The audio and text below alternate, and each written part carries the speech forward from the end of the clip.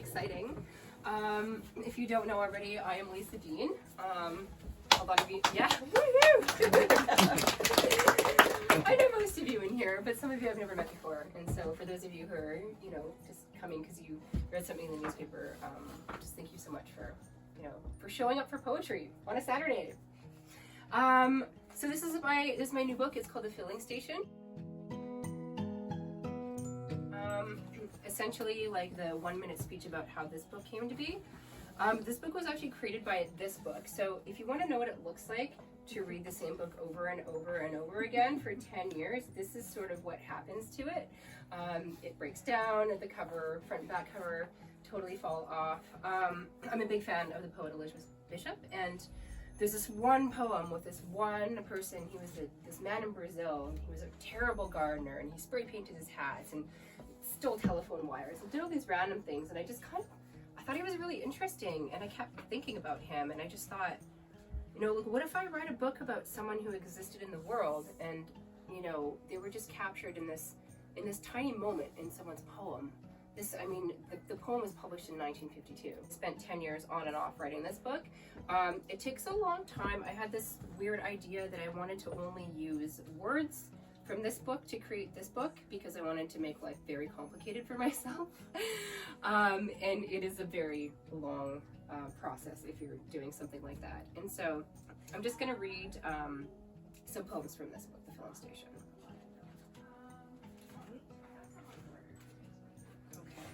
Okay there. Okay. Checking the age of people. Some I might skip. There's some sex in the book. I won't read those poems. So I'm gonna skip that one. Sorry, folks. Okay, I'm gonna start here. Squatting one July in a seaside shack, blackberries permeate diaphanous walls. The sun's glare is nearly amethyst. At dusk, we catch slippery mackerel, char the glittery skin, fire hissing at the greasy husks. Mostly is quiet here, except for the large-billed seabirds weeping as they trawl the spangled waves. Seagrass explodes between rocks, concentric, like our time-lost days. From the sagging wharf, the sea glints like knives. A distant city glitters, the poorest postcard of itself. Manuel speaks of his youth, the desert of Itabira, his mad aunt Consuela, a father who beat his mother. Once, he found her in a tin trunk, cold and damp, pushed in like sad treasure. Yeah, thank you, Kitty. At summer's end, we build a shack near the graveyard of Torres. Shipwrecked planks make ribcage walls, and when the rains arrive, a mosquito orchestra dines on us nightly. We see no moon for days, and when it finally appears, owls shrill, moths soar, beating their wet wings. But it's a faint moon, a dead-eyed pearl. We suffer through a dim November, sky black like oil-stained washing. Clouds hang where sunlight used to roam. Manuel carves antlers while I dye the tablecloth with mashed berries. The house is too small for us both. Rain flings at the window panes, careless and keening. The crows no longer speak. "Don't kill yourself," shouts the neighbor between his rows of cabbage. How I hate the sepia sky. Fat raindrops hiss all afternoon. The weather vane turns and turns. Everything is bloated. The river, the soil, our stomachs, our feet. I dream of dry canyons, lovely languid heat, scorched earth, dust clouds. Imagine streams of sapphire light, not this hysterical river, speaking louder than cicadas. Okay, this is one of the first poems. This was sort of the one that started it off. There's this one line in the original poem that talks about Manuel Zeno, this is the Brazilian squatter's name, but how he's the worst gardener since Cain. And for any of you who are biblical, there's a lot to that line, and I just thought about it for a very long time. I was like, what can make a person the worst gardener since Cain? So I wrote a poem about a crappy gardener. Manuel decides to be a farmer. Some miserable philosophy has led him here. Glued to the almanac, he plants at midnight, delays watering for mystic purposes. Crawls between rows of weeds, convinced they're finally sprouting potatoes. He watches for weeks, waiting for a miracle. His gallons of coffee rewire his body. Love is the most miserable of all philosophies. At night, I crush eggshells to make the garden grow. By October, we have cabbages the size of stout babies and fleets of three-legged carrots. At market, Manuel tips his painted hat, convinced he's the fairy prince of this year's almanac, when really, he is the worst gardener since Cain. All right, this one's for Scarlett. Yeah, this is about a baby being born under a broccoli leaf. Okay. Just kidding, not you.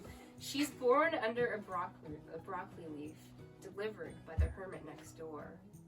The pills I take transform his voice to an abacus of inaudible words. And the white gold sky bursts open like a boy in love. I'm too high to know if I'm holding my daughter or a sea bass. Her mouth is dramatic, and I swear she has scales.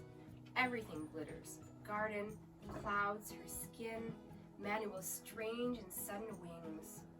He must have flown me home, for when I wake, sunset blooms in the garden of our wallpaper.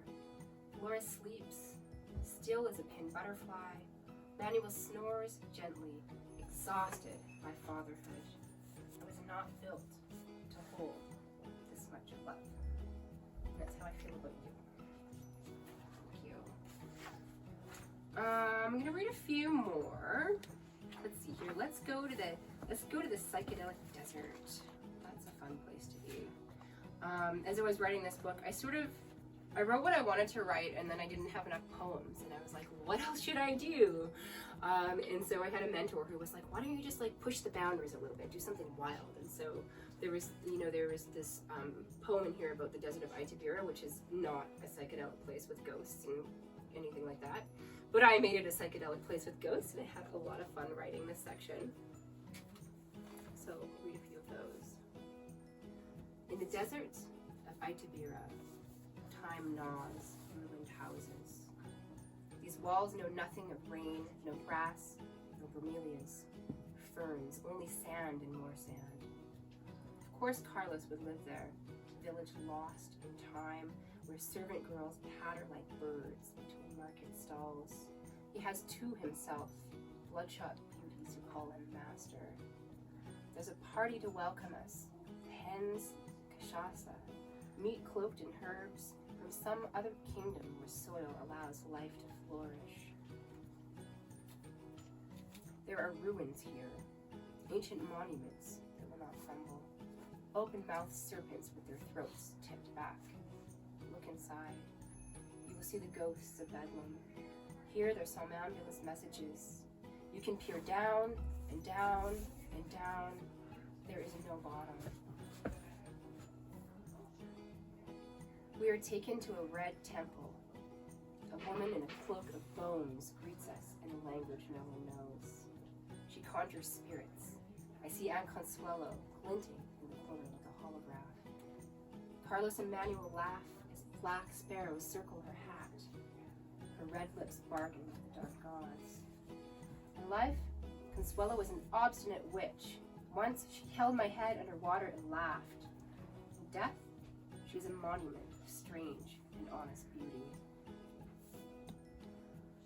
In photographs, Manuel's mother looks the type to busy herself about the courtyard, plant tears in cauldrons, brood over low-burning fires.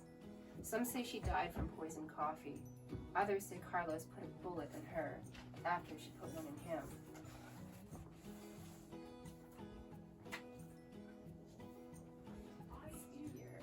Oh yeah, here's a good one. Psychedelic desert. The men are leaving.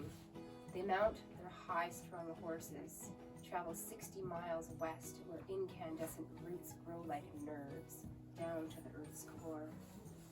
They will be gone for 5 days. Instead of dunes, they'll find silver lights of spirits conjured, an elixir of mashed roots. I watched their horses shrink to black buttons, hardened pits in the dusky desert. One more. This is the last one, okay? Unless you're like, I really want to hear more poems, in which case I may read more. I don't know if it works like a rock concert. We'll see. Without her father, Flora is weak, like the wilted lettuce brought from miles away.